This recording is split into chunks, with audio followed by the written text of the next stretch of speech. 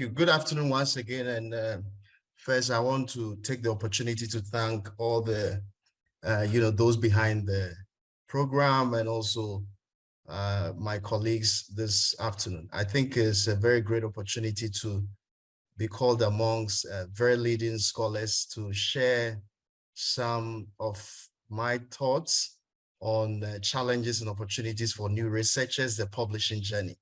And I think that my focus will be mainly challenges as an emerging scholar, and I'll draw my own experiences and some of the things that I have engaged in, and also mainly give some few tips on how to navigate, the landscape as an emerging scholar. Yeah, so that'll be my approach. So an emerging researcher, according to the European Educational Research Association, is someone who within 5 years of completing a PhD or during their doctoral or master's studies or research career is interested in broadening research training and production of scholarly works. Somebody who is interested in exchanging experiences and ideas about research, developing research projects in collaboration with others, and lastly, actively participating in a research community for emerging scholars. So the key word here is somebody within 5 years. So if within 5 years of your PhD, you are interested in academic work, scholarly production, you're interested in collaboration, you're interested in all these things, including teaching and of course, service, you are classified as an emerging scholar. So I'm sure majority of us here fit within that bracket. Now, I'm going to be talking about some of the challenges and what you need to do. So in the interest of time, I'll move a little bit faster, but during the Q&A session, I can answer the questions. The first thing that I want to address is that as a researcher, you need to define your core identity. Who do you want to be and what do you want to be known for? So many a times you see that many researchers, especially young researchers, start out without answering that question of what kind of researcher do I want to become? An established scholar, what kind of trajectory I want to see for myself developing into this academic space. So knowing who you are, your identity is very, very crucial for so that you gain the respect and, you are accorded the right, the right respect and honor that you need. So identity is very important. What kind of research do you want to become? Researcher. And the second thing that I thought I should focus on is ability to do rigorous research.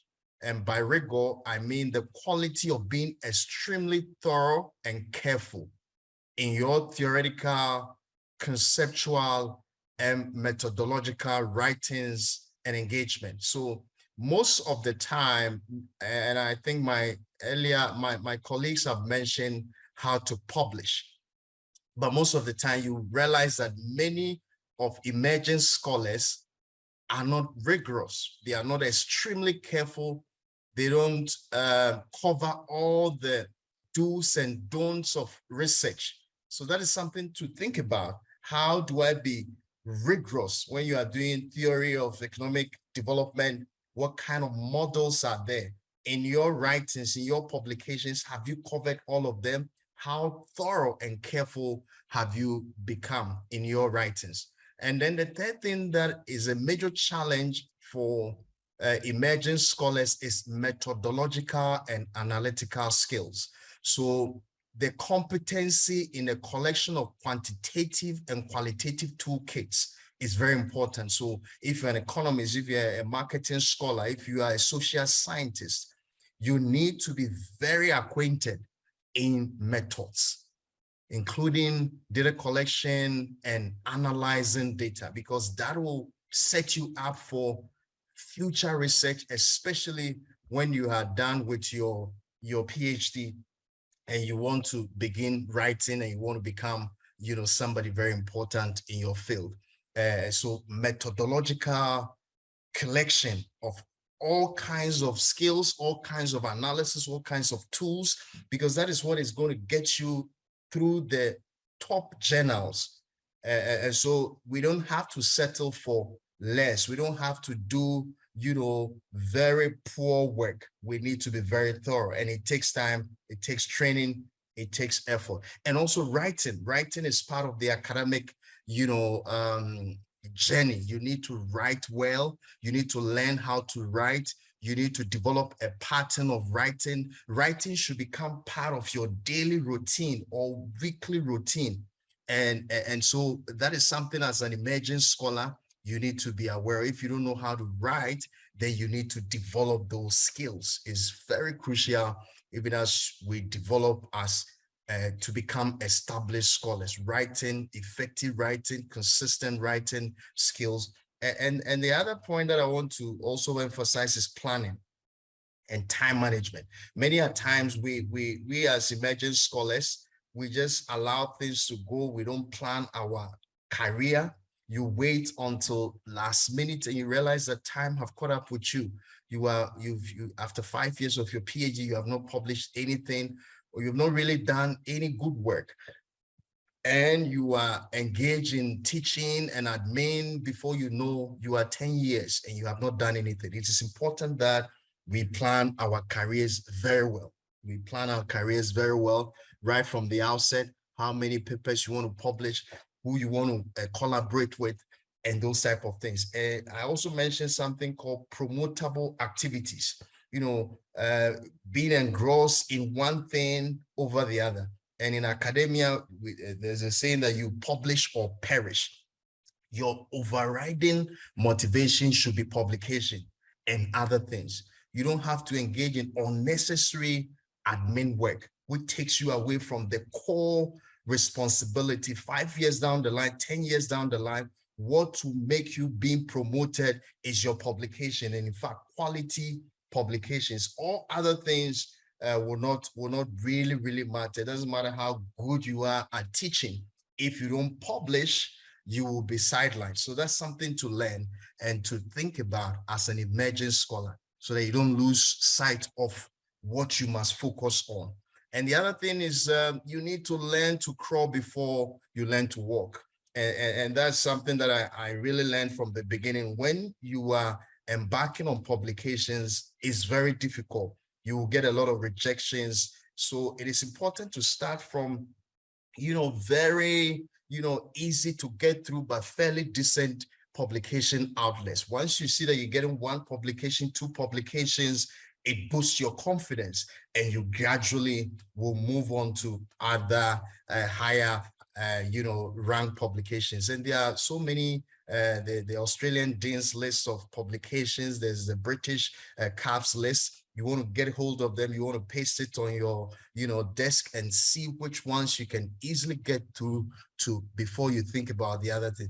And then there's also the question of quantity versus quality of publications. Quantity is where you just move around and you publish in any outlet, but quality is respectable outlets.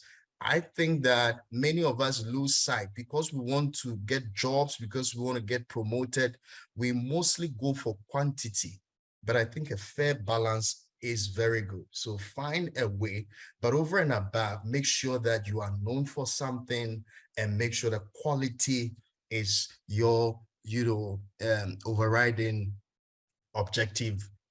Always go for quality. Always look for outlets that will help you to build your career. And then there's another thing that I also found, that you need, as a matter of urgency from the outset, to break away from the shadows of your supervisors. Develop your own independence and critical thinking from the outset. Many people find it so hard to break away from the influence of their supervisors. They want their supervisors to endorse ideas. They want their supervisors to do analysis for them. They want their supervisors to do so many things for them. If you did not learn how to do some of these things, writing, analysis, rigorous work, even after your PhD or your master's, you need to take it on yourself to develop your own independence. You need to find effective ways of working on your own, developing ideas and writing all by yourself. But you need mentors as well. So find a good balance between your independence and also getting mentoring. You cannot do it all by yourself. There are some outlets you will never be able to publish in them. But if you get a good supervisor, a good mentor who is able to guide you and lead you to shape your ideas, you can get in. So break away from the shadow of your supervisor. Be independent. Be on your own. Identify ideas, think about them, develop them, and write on those ideas. And the other thing that I want to say is that it's very important to build your network, both local and international research network. You know, engage with established researchers. Recently, I just wrote to one woman in the US that I've been citing her work so much. And apparently she was interested in collaborating with people from Africa. And by so doing, we now have developed a work that we will be publishing in a very decent, outlet. So network collaboration is very important. Don't be a local champion, as we will say. Go out there, attend conferences, meet people, share your ideas, collaborate, and build yourself. It will pay off in the end. And then lack of funding is also another important area that we will always battle with, but it's something that you have to, think about and see how you can get funding for your work, but also developing effective life and family balance as an emerging scholar. Is my time up? You have 1 minute left. I have 1 minute left. Okay, to be an effective researcher, emerging scholar, you have to continuously develop yourself, always start new projects, take advantage of digital platforms for self-development. And this is very important. Many of us start out not knowing so many things, but as you go along, continuously build yourself. Sometimes you have to go for seminars, you have to pay for certain courses online just to get the skills that will get you out there. I've talked about collaboration, and also you need to get to want to publish. You need to have this burning desire to want to publish in important outlets, and also build your your interest as widely as possible. Develop skills for generating funding, and then as much as if possible, try to get opportunity to participate in visiting scholarship programs, either locally or overseas. They say travel and see. And I believe if you do that, you will. Please, can you give me 3 minutes to just finish up? I have some few thoughts that I will share. And if so that even if the questions don't come, that will be fine. Okay? Just 3 minutes. Thank you. Okay. And then is that fine? I'll be done in 3 minutes. All right.